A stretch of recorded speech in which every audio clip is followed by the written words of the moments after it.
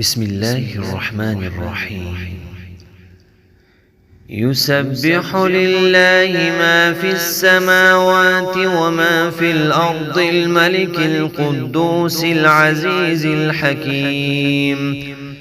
هو الذي بعث في الأميين رسولا منهم يتلو عليهم آياته ويزكيهم ويعلمهم الكتاب والحكمة وإن كانوا من قبل لفي ضلال مبين. وآخرين منهم لما يلحقوا بهم وهو العزيز الحكيم. ذلك فضل الله يؤتيه من يشاء والله ذو الفضل العظيم. مثل الذين حملوا التوراة ثم لم يحملوها كمثل الحمار يحمل أسفارا بئس مثل القوم الذين كذبوا بآيات الله والله لا يهدي القوم الظالمين. قل يا أيها الذين هادوا إن زعمتم أنكم أولياء لله من دون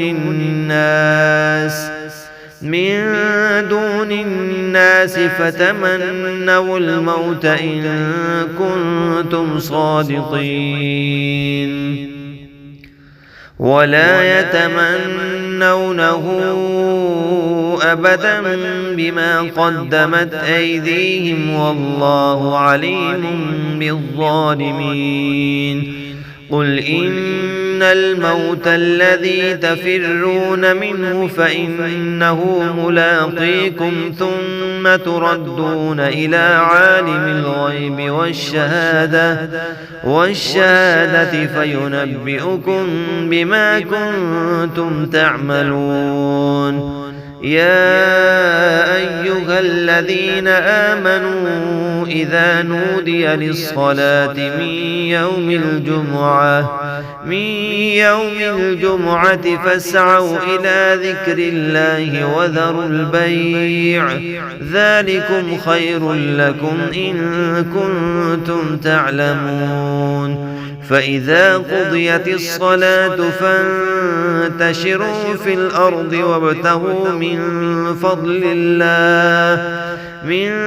فضل الله واذكروا الله كثيرا لعلكم تفلحون. وإذا رأوا تجارة أو لهوا انفضوا إليها وتركوك قائما قل ما عند الله خير من اللهو ومن التجارة والله خير الرازقين.